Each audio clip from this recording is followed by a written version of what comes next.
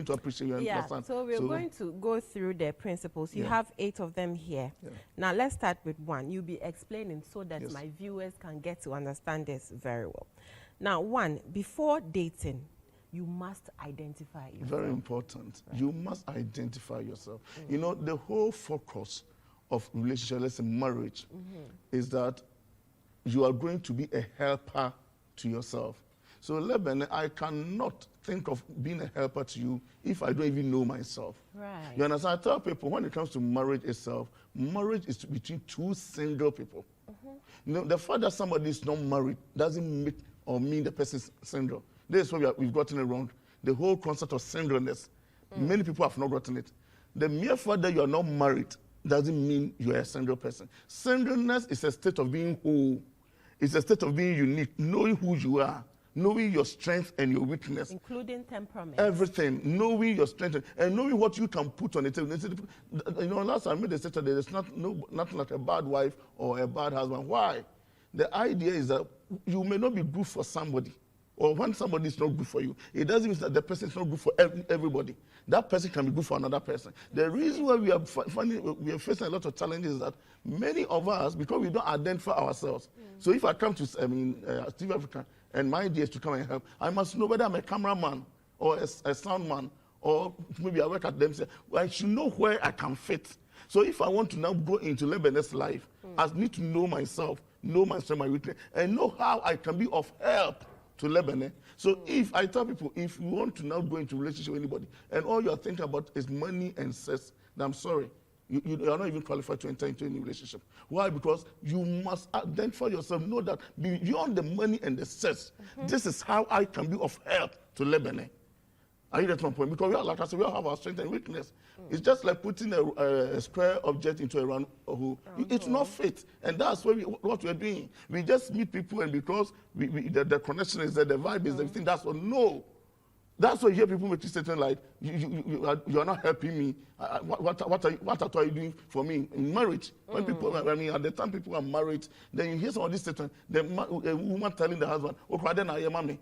Then the man telling them, okay, because not that you are not good, but your services are not. So for instance, I tell people, when I discovered that Lebanon, these are my strength and these are my weakness. Right. You are in to complement me. So which means where I am short, where I'm down, that's where your strength should be.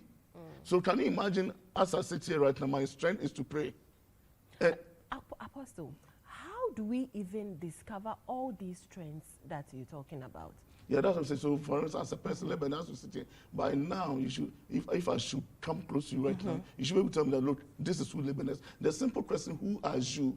I mean, there are 5 basic questions that normally when I'm doing teachings, I tell people, until you're able to answer those 5 questions, you've not started life. The first question is, who are you? Oh, yes. And I mean, our viewers can open to the Bible, if you have a Bible, the John chapter 1 from verse 19. That they sent Levi, they sent people, let's say from Accra to Northern Region, just to go and ask John, who are you? The question, who are you, is that what identifies you? What makes you unique? Counselor, I can bet you people are like 50 years, 40, 45, 30, and they don't even know. And that's why they enter into relationship and they can't find themselves. Right. They enter into relationship and they struggle. They enter into relationship and slide, they are good for nothing. And many people are like that. Because you're like, you're not bringing anything on the table, like I said. Why? Because it's not just about money and sex. You know, I was doing some teaching where I said, in the past, you know, marriages were being sustained on the basis of fear. Why? Because it was that kind of, division. Women were trained to take care of the home. Right. Men were trained to provide economic. So they were empowered economically. A man is working, so a woman can stay in a relationship out of fear, because if I leave this relationship, how can I take care of my 10 children? So here mother saying, I knew your father was cheating, but I didn't want to destroy your future, because if I had left, no one was going. So many people were in the relationship or marriage just because out of fear. They couldn't work. They couldn't develop, they couldn't take care of themselves. But now, many women are taking good salary. Many women can take good care of themselves. Of they can even take care of their children. Some women are even taking care of the men. And that's what their home as well, today, many marriages are like breaking as if there's nothing holding it. The reason is that the foundation of marriage, now watch it.